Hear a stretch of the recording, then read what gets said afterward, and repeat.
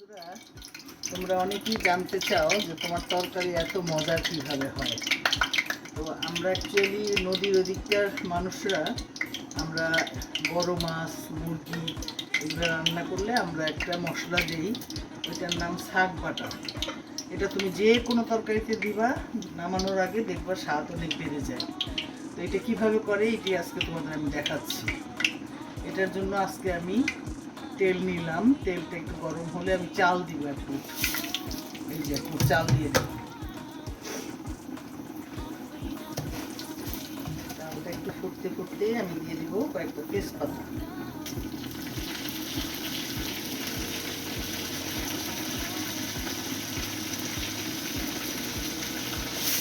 দেব রসুন কুচি। আমার 2টা রসুন কুচি করে নিয়েছি। আমি এইটা করে রেখে দিই, কারণ যখন রান্না করব তখনই একটু একটু করে না করলে ওই ব্লেন্ড করতে হয়, সেই কারণেই একবারে আমি করে রেখে দিই।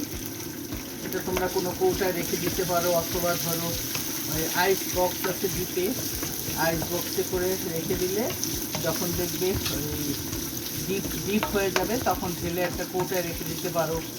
কোনো রান্নার শেষে একটা উঠায় একটা কিউব দিয়ে দিলা, কি 2টা কিউব দিয়ে দিলা তরকারির পরিমাণ বুঝে। হ্যাঁ, তা আমি এখন এগুলো সাধারণত করে আমি রেখে দিলে হয় কি মাসখানেক যায় নর্মাল ফ্রিজে রাখতে। হ্যাঁ, এই যে কী দিলাম, চাল, তারপরে দিলাম তেজপাতা, তারপরে দিলাম রসুন কুচি, এরপরে দেবো আমি কয়েকটা শুকনো মরিচ।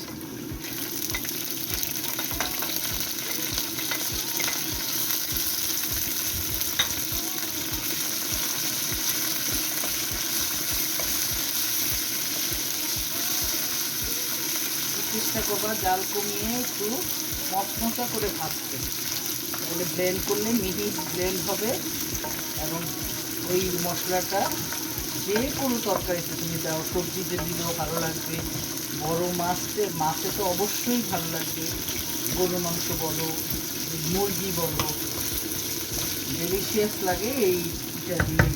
এবং সবাই বুঝতে পারে ঘরের লোক যে একটা কিছু রান্না হয়েছে, এত সুন্দর একটা স্মেল বের হয়। এরপরে দিয়ে দিব পেঁয়াজ কুচি,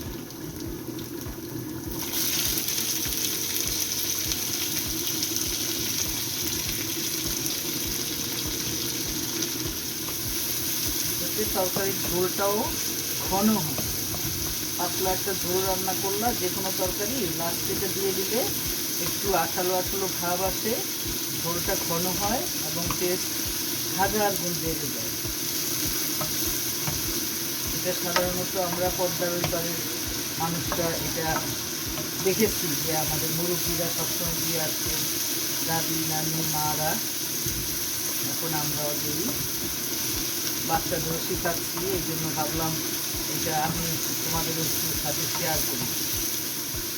পেঁয়াজটা রসুনটা একটু বাদামি লাল হলে আমি দিয়ে দিব জিরা, আস্ত জিরা, ব্যাস করে তারপরে ঠান্ডা করে আমি ব্লেন্ড করে নিব। দিয়ে দিলাম আমি 4 চামচ, ছোটো চামচে 4 চামচ দিলাম।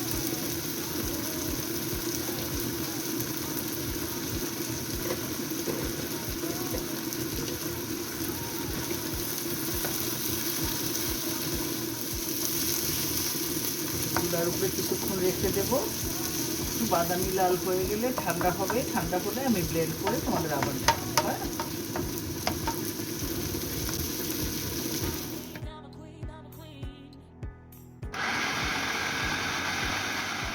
দেখো বন্ধুরা, হয়ে গেল শাক বাটা। এটা আমি ফ্রিজে প্রিজার্ভ করব, যখন রান্না করতে মন চায় তখন রান্না শেষে 2 চামচ মিলিয়ে দিব। তোমরা যে শিখে রাখো, ভালো লাগবে এটা দিলে তরকারিতে। ওকে, ধন্যবাদ, আল্লাহ হাফেজ, বাই বাই।